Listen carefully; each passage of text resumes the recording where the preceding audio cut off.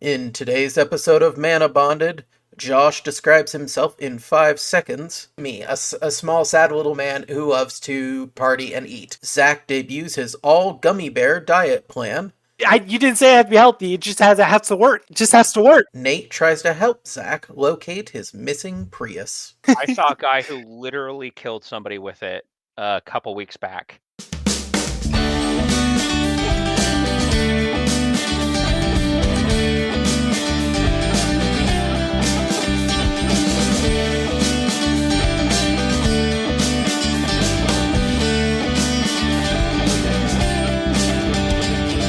Hello everyone and welcome to Manabonded, the Magic the Gathering podcast, getting ready for that warmer weather. I'm Josh, your host, and I'm joined by my two co-hosts, Nate and Zack. Say hey, guys. Hey, it's already kind of warm in here. I'm gonna have to put the window AC unit in any day now. My antidepressants make me sweat like a freaking pig, so I'm not ready for warm weather. I know. As far as weather Nice. Nice. I am not like the biggest fan of really hot weather, but I think May truly is like that perfect month where, for the most part, the whole month is that perfect warmth where you're warming up out of the winter thaw and you can go outside and feel good the whole day. And then it gets to like June, and then the middle of the day, you're just like, okay, it's too hot. I want to go inside now. Sir, it was 83 today. That's not That May sounds weather. that sounds like a you problem. It's not buddy. May weather. That's not my Also, problem. It was like 70 degrees today, tops. Ugh, that would be being nice. being at a house that was built in like the 70s, I don't got central AC, so True. Those yeah, window AC luckily units I are can- a lot of heavy lifting to do. Yeah. That window AC unit is gonna come back in the window here in a minute, and it's put in an awkward spot, so I'm not looking forward to that part of it. I mean, I was raised in a house without central AC. I get the struggle. Okay, I grew up in a not the same tax bracket as the average American.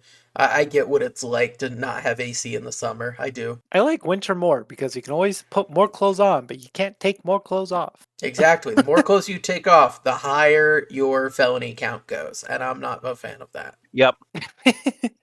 I'd like my Yeah. felony count to stay where it's at. It's 0. 0. What's Yeah. Oh, I was like, what number? I was waiting for Nate to say my felony count at 1. And I'm like, wait. No. Guess the felony. Welcome to Manabonded, the only podcast done in jail. For one of us, anyway. All right, so He gets special privileges, this last weekend we had MagicCon Las Vegas, and there was Viva a lot Las of Vegas. crazy announcements that happened. Some that Wizards put out, there was. some that Wizards had to put out. We'll get to I'd say some spoilers, but of this.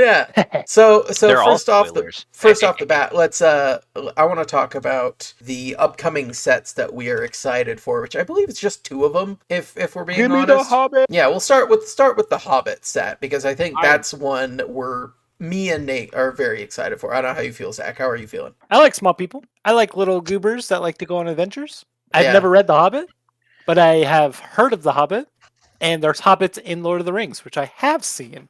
So I basically know the story. Watched any Hobbit-related materials? I have not. Not even the No. animated Hobbit I don't know movie? what the real quick. Tell me what the little Arkstone thingy is. The little glowing ball, Arkenstone? the Tezzeret. Yeah, what's the Okay, Tezzeret thing? All right, let me give you a quick rundown on the story Yeah, of the explain like Hobbit. I'm 5 right now. Explain like I'm 5. The Tezzeret stone. You know who Yes, Bilbo the is. Tezzeret Stone. Bilbo Baggins. Do you know who he Bilbo. is?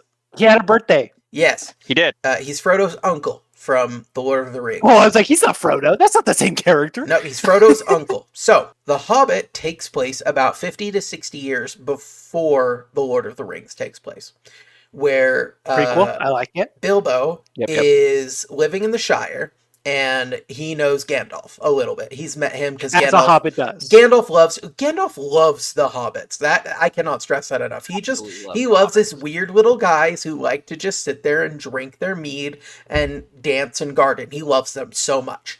And You could say me and Nathaniel are like Gandalf. yes, to me, a small, sad little man Yes. who loves to party and eat. So Gandalf shows up to Bilbo's house one day, and he says, "Oh, by the way, I may have signed you up for something." And Bilbo, a homebody who doesn't like going anywhere, is like, "What do you mean you've signed me up for something?" And Gandalf is like, time Classic to be cryptic and introvert. mysterious, and he leaves. And then suddenly, Classic like an introvert hour later, with an extrovert friend. a knock on the door happens, and he's like, what the heck? And he opens the door. A dwarf is there. This big burly dwarf. And he's like, can I help you? Gimli. And he's, no. Nope. His name is Thorin. Gimli's uncle. No, he's a different one in the party. So this one dwarf shows up, and then another dwarf shows up, and then suddenly 12 dwarves are at Bilbo's door. And they're all in his house, and they're eating his food, and Bilbo's like, what are you doing here? And Bilbo is not Snow White. No, and Bilbo hates guests. He hates them. And so Bilbo says, what are you doing here? Later, he loved it. Okay. But at this time, he's like, I hate it. Yeah. The dwarves are like, here's the thing. We come from a place called the Lonely Mountain. That was our ancestral home. However, in the Lonely Mountain, it was taken over by a dragon. We need to go into this mountain and retrieve an artifact. And Gandalf told us, you are the best burglar he ever knew. And Bilbo says, huh? Because he is not, in fact, a burglar, but does not want to say that and be rude to his guests. Because he may not like guests, but he refuses to be rude and inhospitable. He has honor. Exactly. So they're like, here's the contract, sign it, and let's get on our way. And he's like, I actually don't think I can go. And they're like, okay, bye. And then the next morning, Bilbo's like, nah, I'm getting too much FOMO. I have to go. And so he signs up. What if I do, though? What if I go? Exactly. So he signs up to go with these 12 dwarves on a quest. And they go to the Lonely Mountain. A lot of shenanigans happen along the way. But they get to the mountain. Okay. They find the dragon, Smaug, or however you want to say it. Smaug. I would just say Smaug. Smaug the Magnificent, who we saw his card. He is this big dragon. Well, he's an okay-sized dragon. He's kind of on the lower end for Lord of the Rings. What's the D&D dragon? Thornburg? Something like that? Themberchaud? The big fat one? Yeah. Thunderchaud? Imagine Themberchaud, but like fit. So okay. They go to the Lonely Mountain. They kick Smaug out. They accidentally get Smaug killed. And then they're like, well, crap, now we've got all this gold in this mountain that Smaug's been hoarding for 100 years or more. And now everybody comes to show up and steal it from him. So that is kind of the story. And Bilbo, in the middle of all this, gets separated briefly.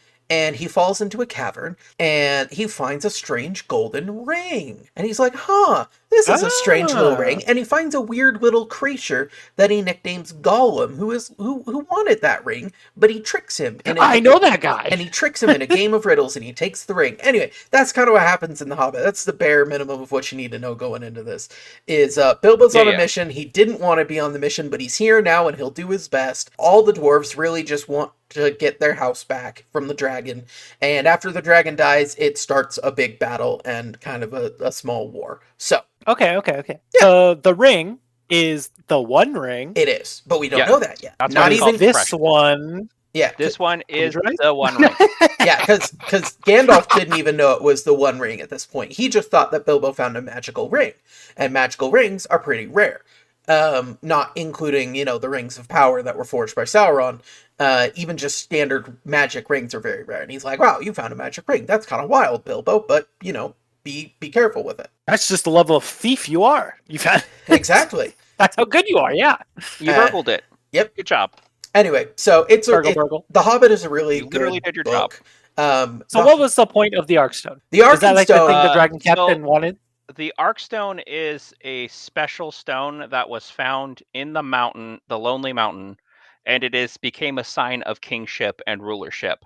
So if you own the Arkenstone, you are basically like I am king. It was a sign of the dragon wanted it. It was a sign of divine right to rule for the dwarves, and the dragon wanted this world Excalibur. The dragon wanted it because the dragon liked it because it was pretty. It's pretty and shiny, and it glows. I remember that in Moana. Yeah. Same movie. It has its own internal glow to it. That's kind of cool. So now I know The Hobbit. Now I'm excited for The Hobbit. I want to show you guys really quick this graph I found. I'm gonna need to get you that The Hobbit animated movie because that one is fantastic. Oh, that one's hilarious.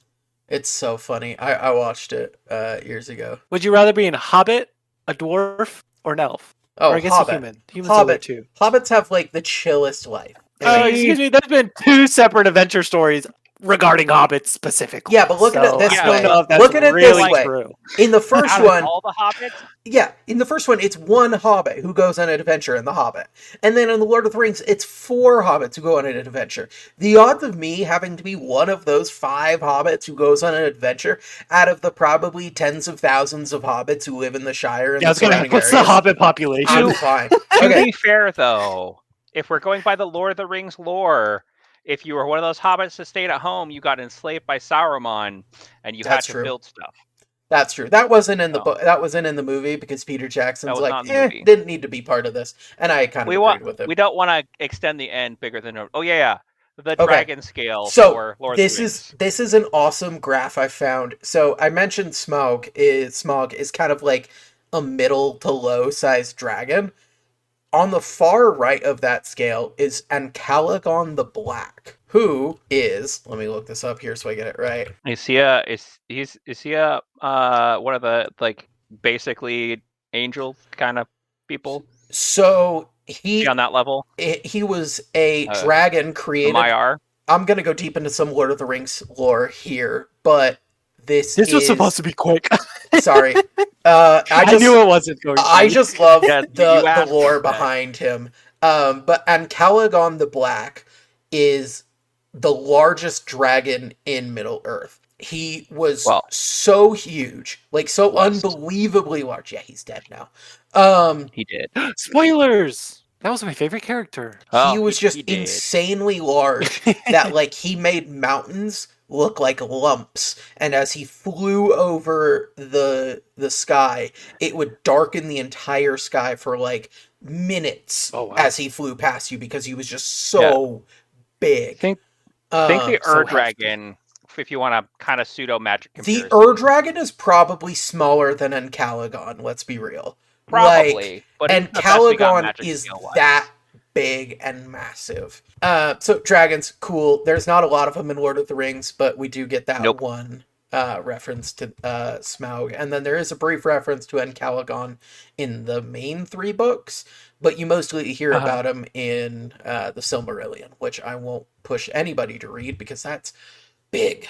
It's big. I really like this graph because it reminds me of my favorite quote from Qui-Gon Jinn. There's always a bigger fish. Yes. Yep. Until you get to Ancalagon the Black. Man, Smaug's the big bad in the Hobbit, right? So it's like, man, that's just like a little tiny guy compared to what you could be fighting. Exactly. Yeah, no, he's huge. So, anyway, we got some spoilers for The Hobbit. We're all excited for that, clearly. The Hobbit! And then the next set that we're excited for, that we got some spoilers for, was Reality Fracture. And we only got a couple cards for this, but it does look like our sort of guesses were correct, that we are going to see some sort of shifted versions of popular characters and, like, different colored takes on popular cards. So, we saw that they revealed a version of Chandra, Torch of Defiance, that is mirrored by a mono blue Chandra called Chill of Compliance. So, the idea of Reality Fracture is that Jace Beleren has gone and screwed up the whole multiverse. He has created what they're calling the Echoverse, and in this Echoverse, it is like our own world, but different. It's like alternate reality. If things had changed, what would they look like?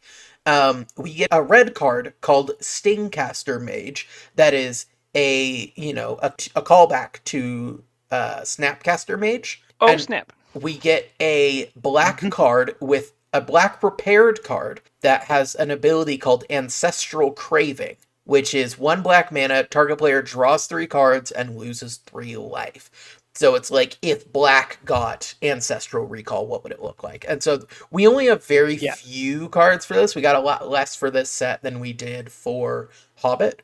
But we also got told about the alternate reality schools. Strixhaven. From Strixhaven. So in Strixhaven... I'm so mad! That was an idea I had of like, we should talk about the alternative schools of Hexhaven and what we think they would be, and now they're revealed, so I can't do it anymore. Sorry.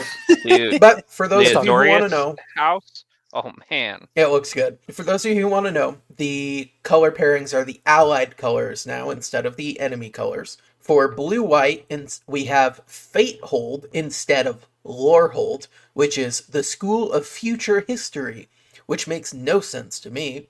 Blue-black is an alternate Quandrix, now called Theorix, School of Esoteric Mathematics. Instead of Silver Quill, we get Stinger Quill, School of Painful Words. Instead of Prismari, we get Construari, School of Constructive Arts. Sounds just like engineering college. I don't know. And then instead of Witherbloom, we get Vigorbloom, School of Invasive Healing, also called a colonoscopy. So that's kind of the alternate reality schools that we will be seeing in this Reality Fracture set. So it looks really cool.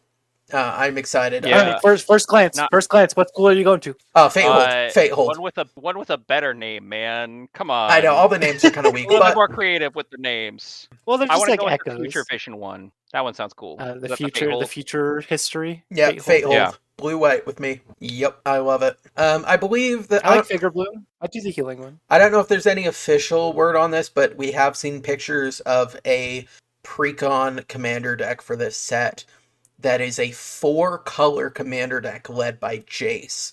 And it's every color but green. So it looks interesting. We'll see how it goes. We will keep you all updated as Reality Fracture gets closer and we get more and more cards from it. We do have to bring up one more thing about Jace. Yes. Why, Jace, why are you such a dummy? Why are you making an alternate reality version of your girlfriend? Yeah, that's a bad move, buddy. What are you doing? Gee, Bill, your mom let you have 2 girlfriends? Look, some people can have a successful polyamorous relationship where truly everybody's happy. I don't think that's Jace Beleren. I don't think he can do it. Nope. I argue it is. Defend I your argue argument. that it is. He's a mind mage. He literally changes their mind to believe whatever they want to believe. That's not a healthy relationship, Zack. That's called manipulation. It doesn't have to be. You didn't say it has to be healthy. It just has to work. It just has to work. Okay, that's what you said. Fine. That's what you said. He won't have a healthy relationship, but I guess it could functionally work. Yeah. That's all the requirement was. All right, fine. You got me. Also, a little fun fact: the full art or borderless. What were they called in Strixhaven? The Fastlands? Yes. I don't remember what they're called. The enter tapped if you have 2 or less lands or something like that. Yeah. All of their photos has the portal to the Hexhaven schools in it. Yes, I saw that. You can see the alternate schools in the portal. So that's kind of cool. So we saw those before we even knew what they were. Yes. The borderless slow lands.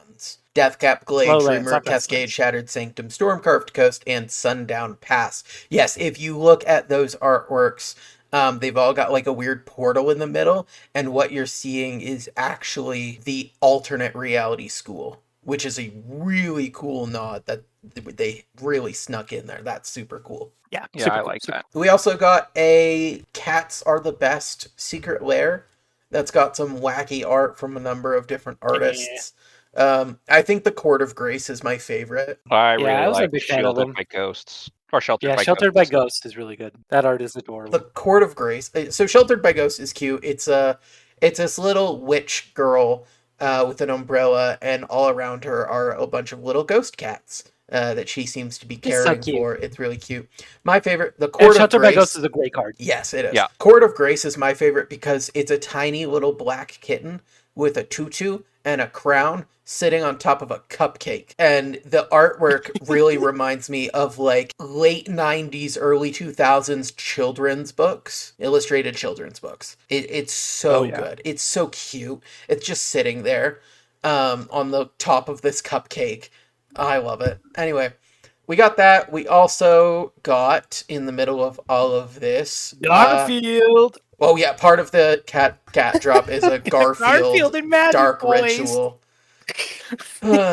Yeah, we got that now. If anybody's excited for that, cool. I'm glad you are. A 1 mana dark ritual for Garfield. Yeah. Because Mondays are the dark ritual. I don't know. Something like that. Who knows? You gotta do some dark rituals to make it through the Monday. We also got fair. some Marvel cards, but the only thing I'm going to mention about them is that they previewed the Mind Stone, and it will be the only Infinity Stone in the set, which means we're due for another 4 Marvel sets. Unless Listen, they do a secret lair with the other for ones. people who grew up with Marvel and are really excited for it, I'm so happy that you love it. Truly, my personal reaction is why? Why are we dragging this out? I'm just so burnt out on Marvel things. Like I love Marvel. I did, it's dude. so good. I was I such a loved big everything Marvel about fan. comic books. The MCU was like one of my favorite things for so long because the original like Infinity War, Endgame. So the original Iron Man movie came out on my birthday, and I was like, "This is sick! It's a birthday present." Or it was either that or the Avengers movie came out. But like for years, the MCU would put out a movie right around my birthday, and it was like a thing. I'd go see the newest MCU movie around my birthday because it was so cool, and I loved it. I thought it was so cool. Mario movies. Yeah, but just like now, the MCU is still putting out like occasionally like really good stuff. I heard great things about the Thunderbolts movie.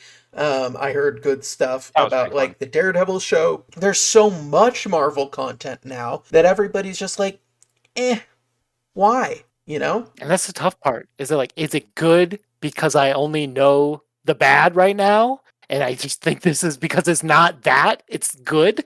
Or is it actually good? I mean, the trailers for Doomsday have me interested.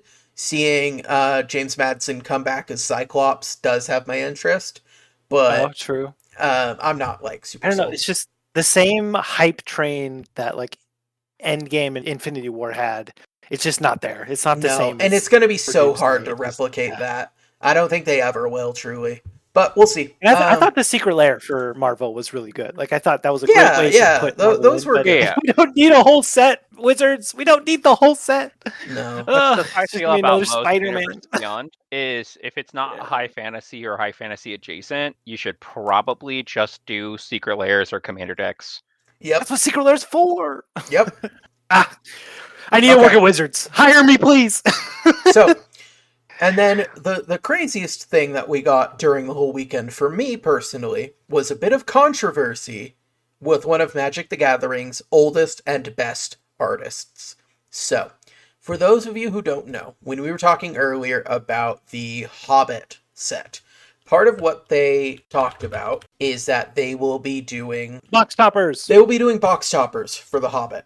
And we have seen 3 cards that are potentials, that are all reprints from the original Lord of the Rings set. There is Sauron the Dark Lord, the one that, like, whenever an opponent casts a spell, amass orcs 1. Tom Bombadil, who is the 5-color saga creature. And then a reprint of the One Ring, done by Dan Frazier. If you don't know who Dan Frazier is, he has been an artist in Magic the Gathering since the beginning. Most famously, he is known for painting all of the Moxen, Mox Jet, Mox Ruby, Mox Sapphire, Mox Emerald, and Mox Pearl. He painted those. And Mox Jasper. Yeah, he painted a lot of cards. A lot of great cards. And so they're usually iconic. They're fantastic. He does a lot of iconic things. They did some secret lairs where he got to do other artifacts like the talismans and the signets. So they're like, oh, well, it's a legendary artifact. Why not have Dan Frazier do it?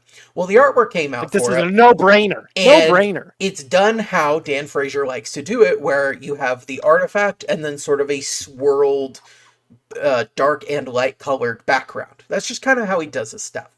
But people immediately noticed, the ring that's front and center in this art looks a whole lot like the ring that was on the bundle promo of the One Ring. And people started to question, hey, the more we look at this, the closer and closer it looks to being stolen, which is a huge deal that Dan Frazier would steal this artwork, because he's Dan Frazier. He doesn't need to.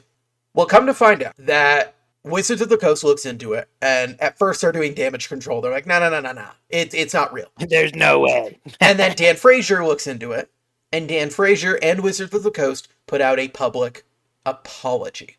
I won't read the whole thing. I will basically just read bits and pieces. From Dan Frazier, he says that he made a mistake. He feels awful. In trying to create an iconic version of the One Ring, this is a quote, while looking at references online, I ended up using Marta's ring, artist Marta Nail, who did the bundle promo One Ring.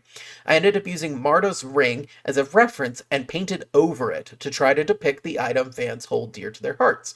In doing so, I didn't make it my own. He and Wizards of the Coast then reach out and say that, like, hey, this was something we should have caught. We should have said, hey, this needs to be changed more.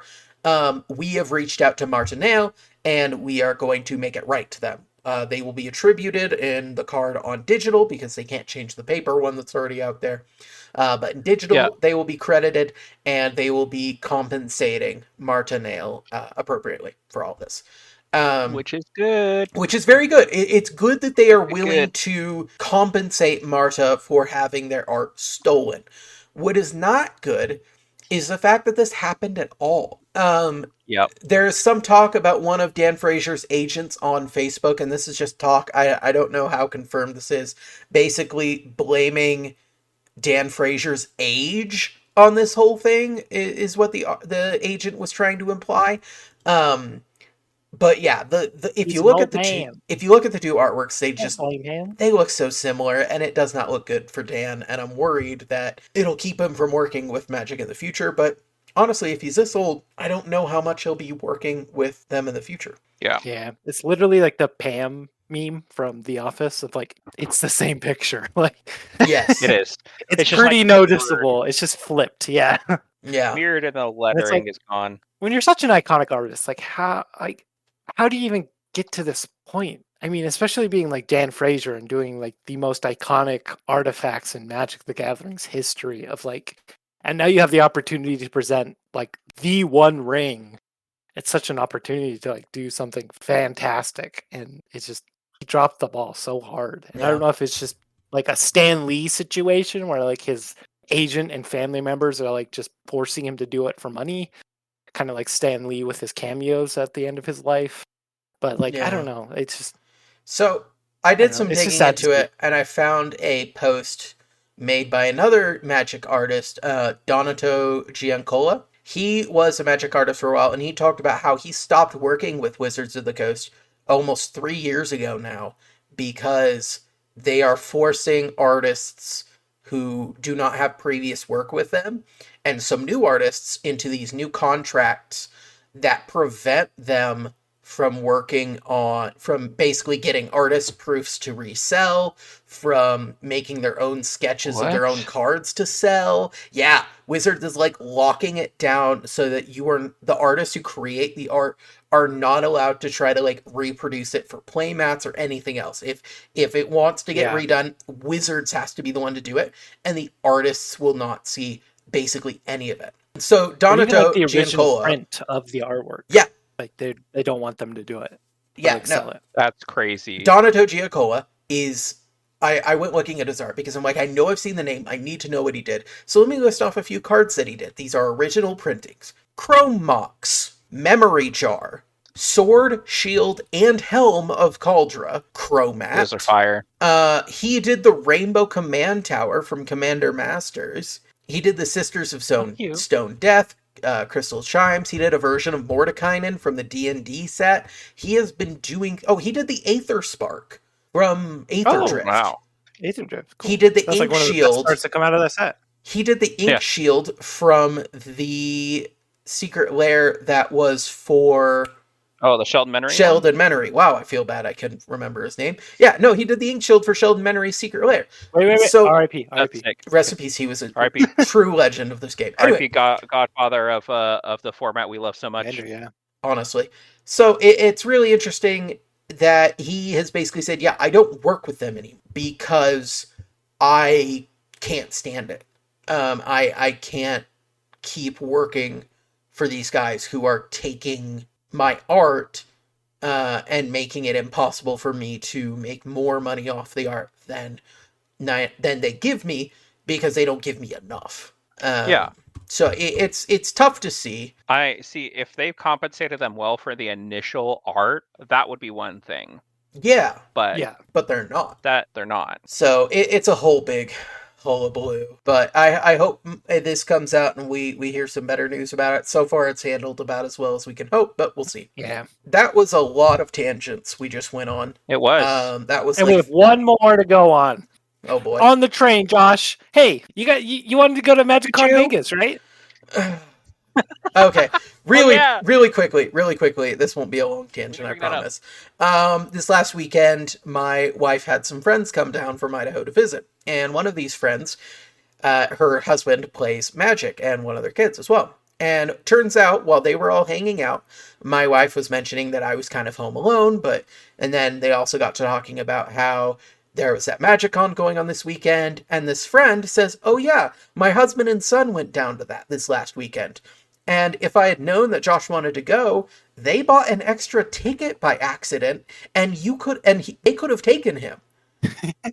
So I could have been at MagicCon No. Vegas last weekend, guys, and I didn't go, and I'm so upset. But like, it's fine. It really, I didn't know that. How did you spend your weekend not at Vegas? Like, what'd you do instead? What was more important? I played a whole lot of Far West, and that's about it. And we'll talk about that at the end of the podcast. Almost as good as going to Vegas, but yeah, almost as good. almost. Spent a lot less money, that's for sure. That's very That's true. true. Holy cow, I spent so much less money. Anyway. You. Do you hate turn 3? Do you think mulliganing 4 times just to end the game before your opponent plays their 4th land is cool? Do you think white and green are for Then I have a CDH deck for you. Consistently try to win on turn 2 or 3, draw your whole library for 5 mana and 35 life, because the only life point that matters is the last one. You, that's why. Once you've drawn more cards than the average white deck can fathom, cast a Thassa's Oracle that you can protect with one of your thousands of cards in hand. Only God can stop you. Try wrong side today. So let's get to some questions from our listeners. We've got 3 questions here lined up. We'll try to keep these quick. I'll try to keep things moving. But for our first question, we have a question from, I'll just say it's my sister. It's my sister, Ollie. They want to know, hey guys, I had a fun idea for a deck while listening to the podcast.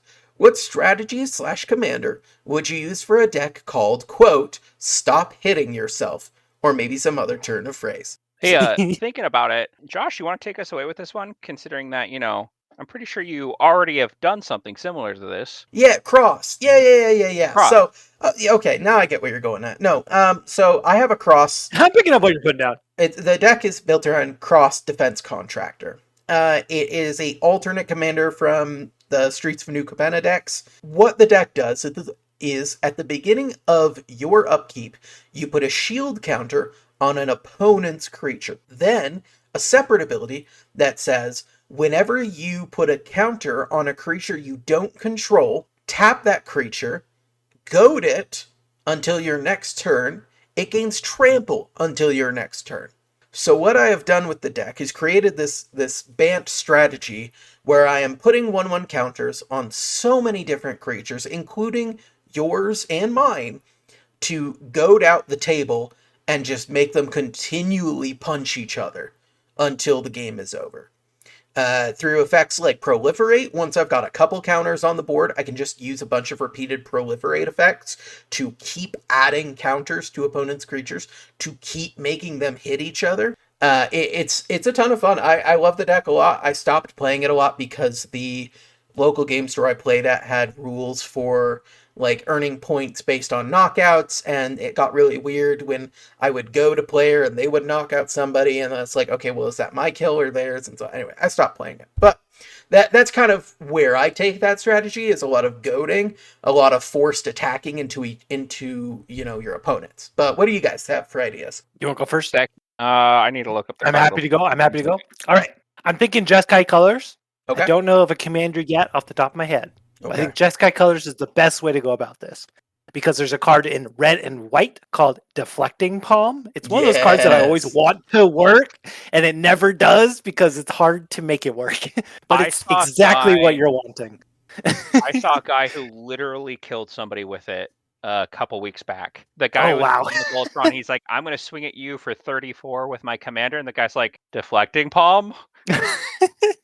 So Deflecting Palm is 2 mana, red and a white, and instant speed spell that says basically the next instance of damage that you would be dealt, you can deal it back to the person dealing it.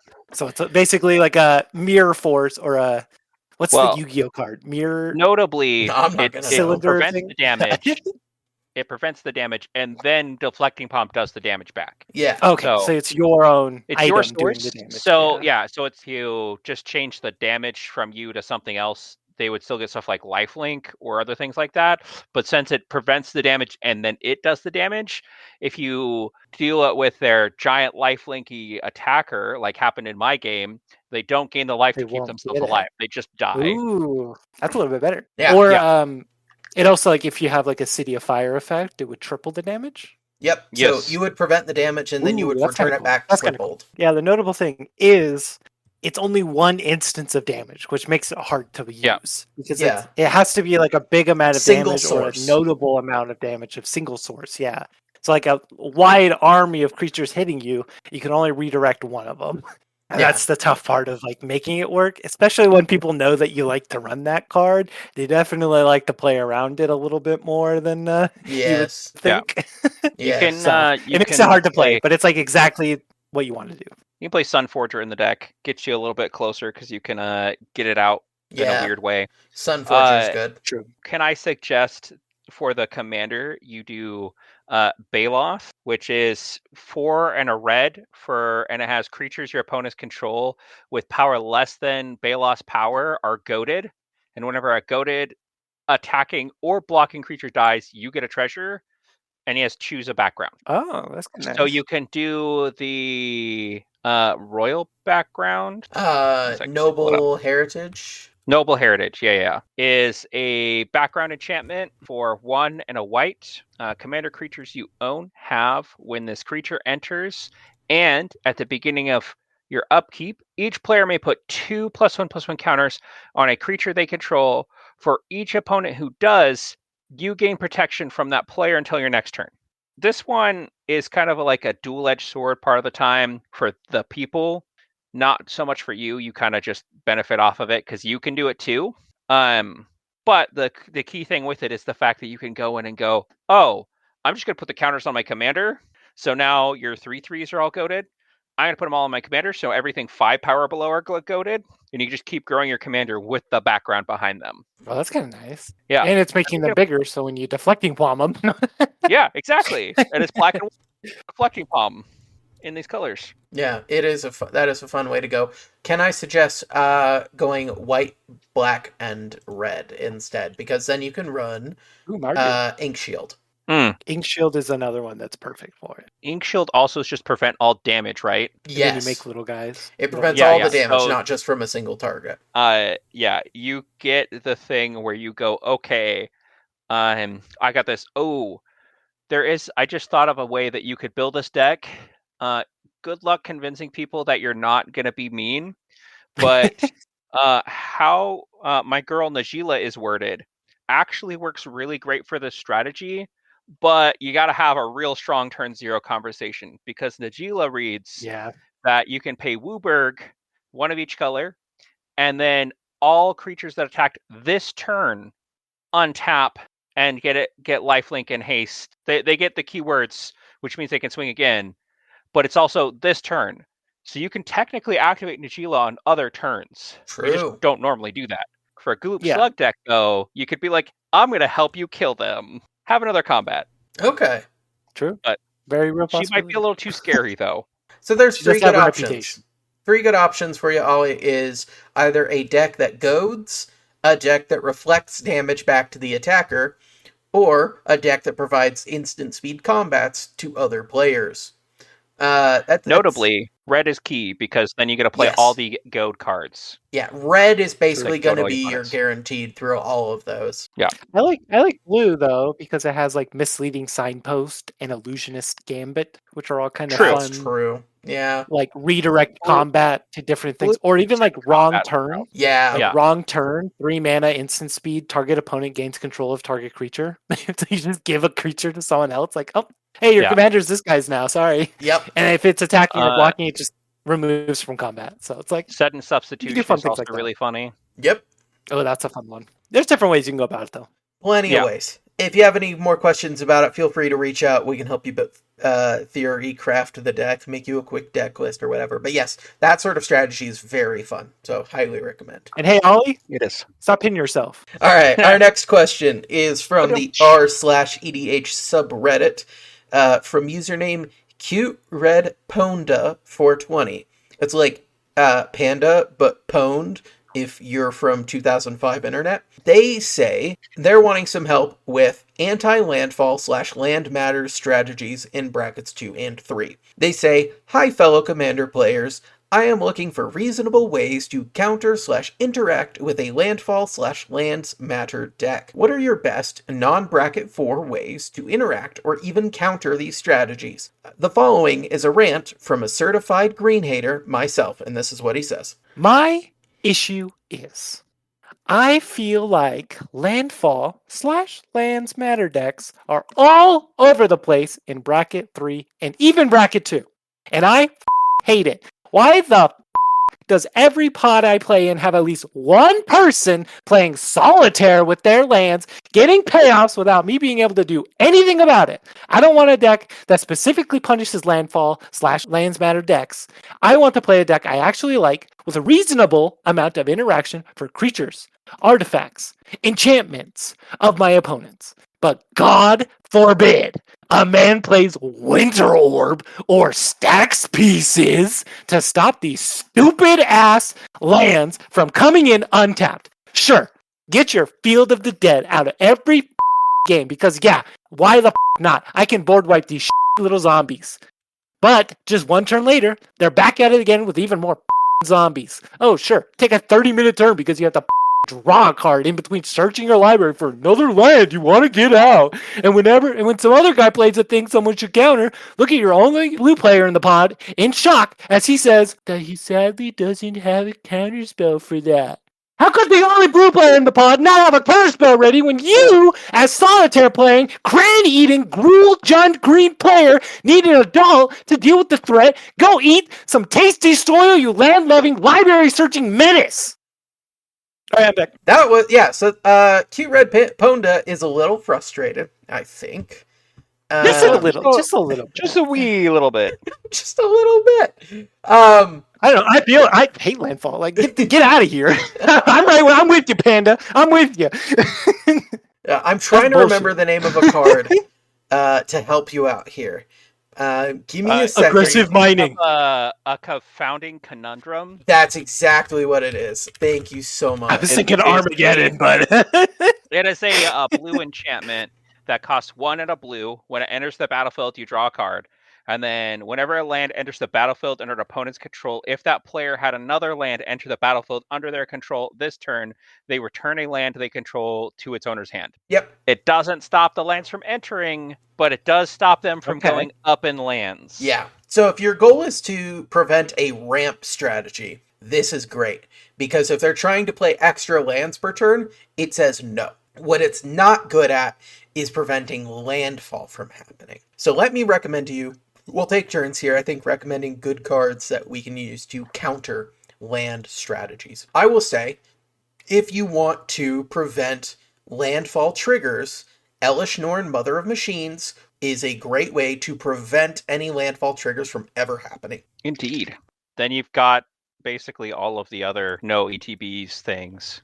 Yeah, I think shutting down the ETBs is the biggest part of it because I think that's most of the payoff for landfall strategies. Yeah. Is the Lotus Cobra effects, the Mana Gorger Hydra effect. Mana Gorger? No, the one from Foundations where it like doubles counters when the land enters. Mossbound, whatever Hydra. Yeah. One of the Hydra, yeah, the one that gets double counters real landfall. Like being able to stop the triggers from landfall because then it doesn't matter if they get more lands because they don't do anything. They just give them mana, which is like the worst part of the landfall strategy.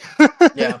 And like we've talked about it before too, like land ramp specifically is so good in the lower brackets so because of how sneaky it is. Like with artifact ramp in like higher level power, you see the artifact and it looks scary, like to your average player mind. But then when you see players with multiple lands, a lot of time people will like stack them up together. So you don't realize how many lands people have. And like, it's just like a regular going of the game, everyone plays a land every turn, basically. So it's like, it's just normal progression. But like, oh, every so often, this guy gets an additional land, another land, another land. And it's like, all of a sudden, you have like 9 lands, and everyone else has like 3 or 4. And it's like, where did this come from? Yeah. Well, also the And it's fact hard- that lands are sacred. Don't touch Lands those are sacred. Exactly. But in the Gospel of Mothra, nothing is sacred except Mothra. True. No. Throwback. If you're having trouble with them playing too many lands and getting a bunch of triggers like that, Confounding Conundrum, ETB Denial, it's good for that. However, if they're reanimating a boatload of lands, my brother and Richard Garfield, you need to be exiling their graveyard. You have to get rid of that graveyard, because if they're just going to sit there and play lands from the graveyard, get rid of it. There are like artifacts that have some land hate, like Ankh of Mishra. Whenever a land enters the battlefield, deals 2 damage to that land's controller. But like, it's not enough for a commander game. Like 2 damage to land is nothing. No, and if they have guess it's not, like, Tatioba doing a out, it's big only one. 1 damage a land, because they're going to gain a life every time a land enters, because Yeah, Simic exactly. breathes and they win the game. God, Simic. Man, I love Simic, but like, yeah, landfall strategies are some of the most boring things imaginable. And it's hard to stop because of the sanctity of lands. Like, you could run Armageddon and just destroy all lands, but then you're going to be the bad guy. And you're not supposed to be the bad guy. The landfall's supposed to be the bad guy. immediately went to a bracket 4. Yep. Mass because land destructions, bracket 4. You can't even play Blood Moon. If you play Blood Moon, you're automatically bracket 4. Right. Which, hot take from me to the world. I don't believe Blood Moon is mass land denial. I don't No. believe so either. No, I don't think But so. that and Harbinger of the Seas would also be a good option. Turn everything into islands.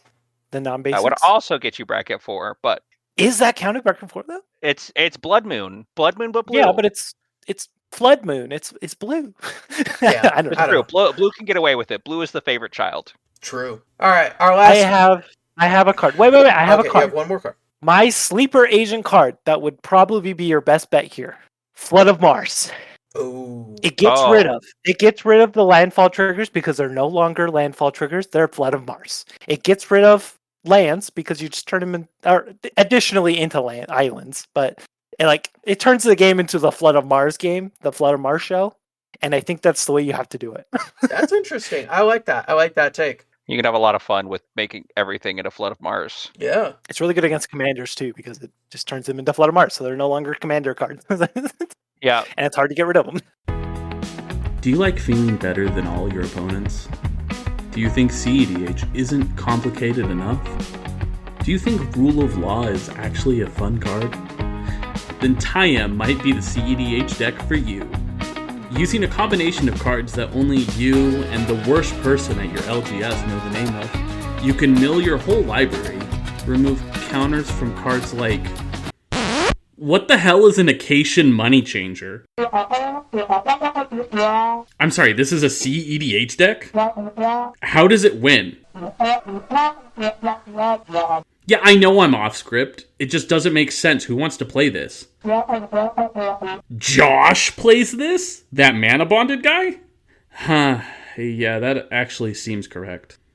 By removing counters from cards like Acacian Money Changer and Hex Drinker, and making infinite mana... Wait, you need infinite mana and infinite counters? Infinite mana isn't enough? My Urza.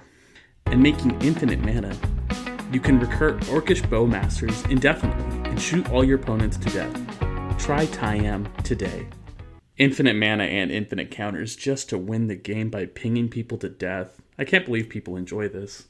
Our last question here. We are trying to move a little bit faster because we took so long at the start. But I'm sorry. The Hobbit was Hobbit important. OP. yeah. Hobbit's so good. So the last question here is from a user on the EDH subreddit with a username that I feel in my bones. I got it. Go for it. Dairy make my tummy hurt. Yeah, Oh. I get it, buddy. Yeah, from user Dairy Make My Tummy Hurt. How to handle cross-game grudges. They say, I'm looking for advice on how to handle a situation I've run into recently. I built a control deck around Vren the Relentless. light on rat tribal, heavy on Ah, removal to gross. feed Vren. It's strong, and I get that people don't enjoy Yep. sitting across from a deck that stops them from keeping creatures. So when I notice the table isn't having fun, I switch to something more casual and less interactive. The issue, even after I switch, the table keeps focusing me down. Not because of my current deck, but to quote, punish me for having played the previous one. In one game, I even said, "This feels pretty petty," and they admitted it was. That feels backward to me. I switched off the deck you didn't enjoy, and now you're incentivizing me to go back to it because I'm getting targeted either way. Has anyone else dealt with this kind of cross-game grudge? Do you just accept it, talk it out, or find a new group? We have a See, word for this. Yes, Go we for do. it. What's the word for it, Zach? Anti-ward! Yep, Anti-ward. you are running into Anti-ward. anti-ward. I also have the mindset of, well, if they're gonna treat me like the bad guy, I might as well just be the bad guy Yep. or not play that deck for a while. I don't know. Yeah. So there's two ways you can go about it. You can try to repair your reputation. And you can do that by playing weaker decks for a while, or by being friendlier for a while, and being extra willing to go the extra mile and be kind and lose games, right? I think there is this balance that you have now accrued, this debt that you have accrued in this goodwill with your play group, where you are going to have to earn it back and earn more than you lost, if that makes sense, right? Like if you're down 10 points on your relationship with your play group, you're going to have to go up 15 or 20 before this is finally stopped. You can do that and try to fix things. Or you can not be a coward and you can just beat the tar out of them until they get the point. Well, we know where Josh stands with this. Yup. Backyard brawl.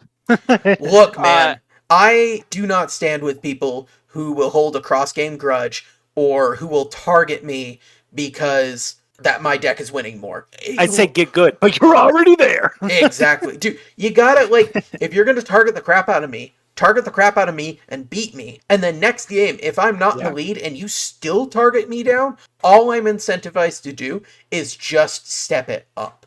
Because if I learn that I'm going to be the target no matter what, I just need to always bring my best deck and always bring really strong stuff. Yeah, I think Nate, you had something? Yeah. Well, I'm sitting here going, I think you need to have that a good conversation with the guys. Be like, hey, I really like playing this deck. It's really good. If you guys don't like me playing it a lot, let me know, and I'll play it a game or two, and then I'll put it away for the night. Like we need to be okay with people playing their strong decks, and we need to also be better about talking to people and going, hey, this deck is a little too strong for the pod we're trying to do. Can we not play it all night long? Yeah. That's fair. Like, communication is the number one thing, Yeah. honestly. Like, just be upfront, be honest about it. And then if people don't like playing against your deck, which does happen with quite a few commanders, like Krenko, Kalia, like there's these boogeymen. Yeah, there's these boogeymen of the format.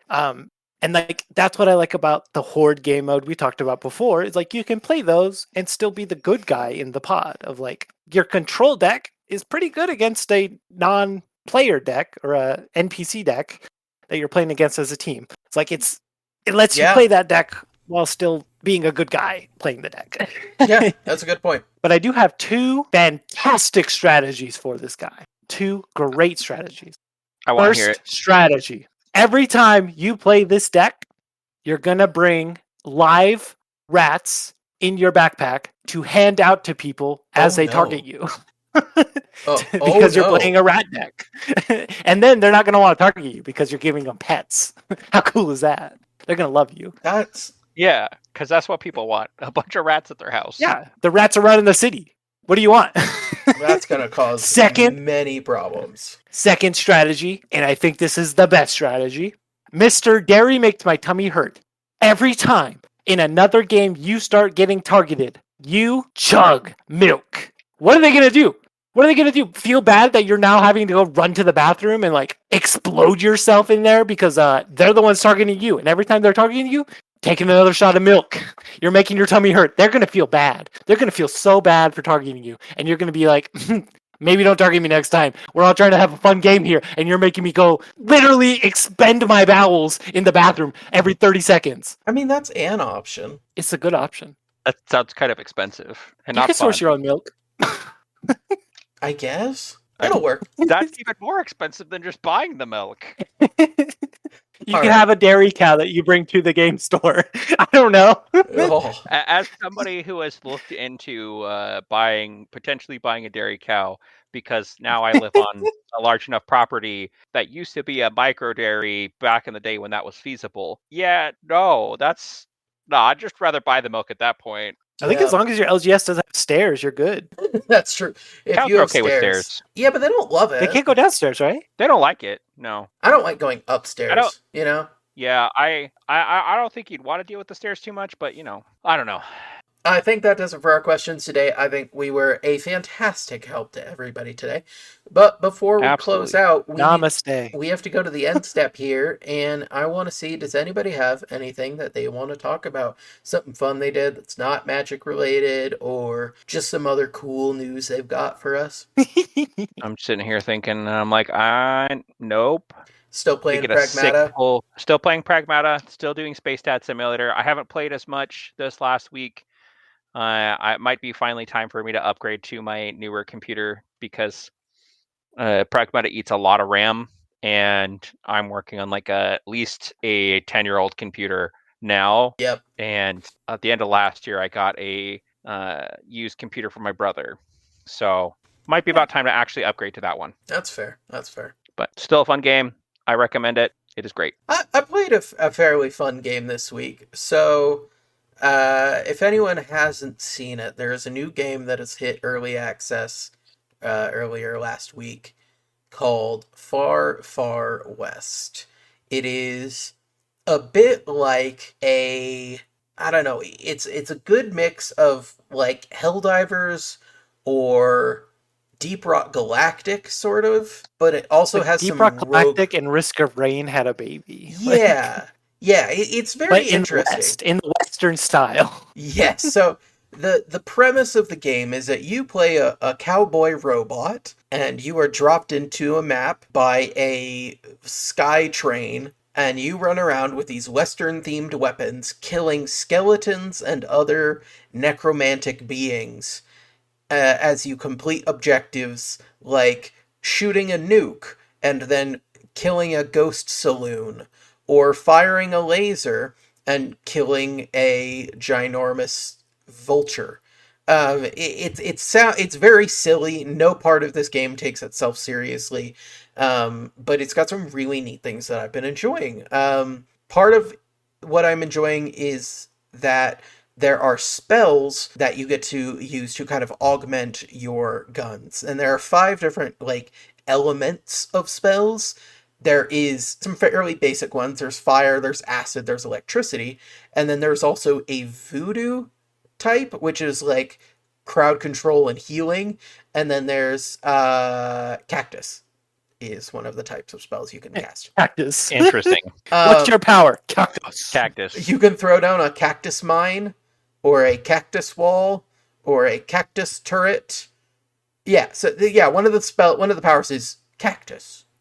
One of the powers is get spiky. Yes. And so there's different spell combos you can pull off sometimes, like a spell that makes a geyser of acid appear at the location. You can combine with a fire tornado spell to create a ginormous flaming tornado that, like 3 of them that spawn and fly across the area and start killing things. You can combine acid and electricity to explode the acid and make it pop like evil, angry popcorn. But yeah, it's just there's some fun little spell combos you can do, and overall it just feels good to play. Like it feels fluid, the gameplay is quick enough, Smooth. and it's smooth. Yeah, it's so fun. Like, I'm having a ton of fun with it.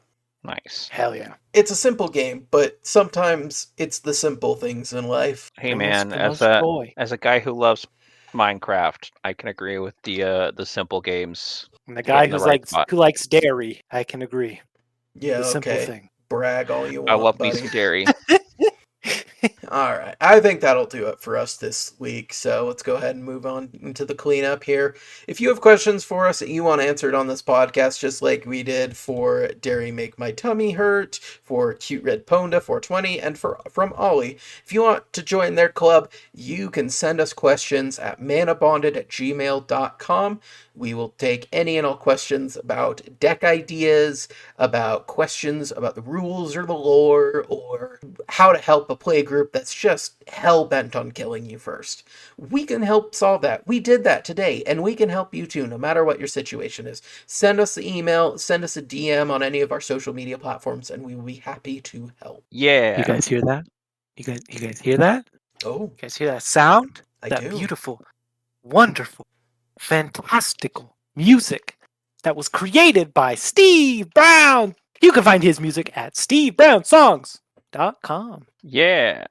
And you see that artwork that you've been staring at the whole time you've been listening to our podcast? That art is done Unblinking. by, I think I brought eye drops. you need those eye drops so you can keep an eye on this beautiful art that was done by Shadow Eclopex. His links for all his socials and his stuff will be in the description down below. If you want to get some art done by him, please reach out. He'd be happy to help you make some of your dreams come true, at least in the form of art. Absolutely. We do have a link tree, so if you have forgotten or don't know about many of our social media presences, they are all in that link tree. So you can go there, you can find links to our YouTube account where we do post all of our podcasts. We have a Twitter account, we have an Instagram account, we have a BlueSky account, we have a TikTok account, though I don't think anything's up there yet. We're working on that, we promise.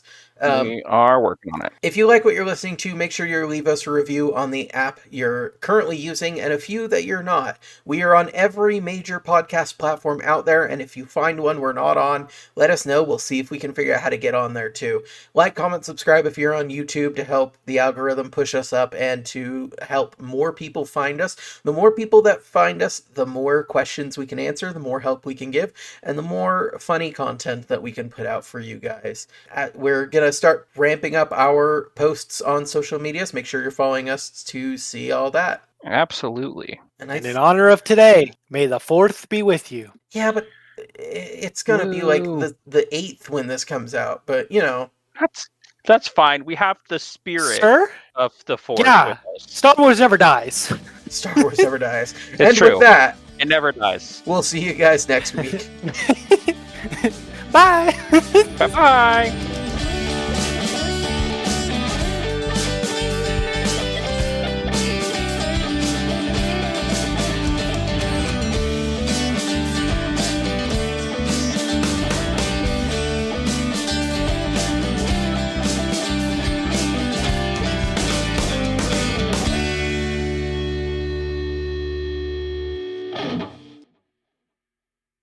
Noble Heritage. Yeah. Let me find it so I can read it.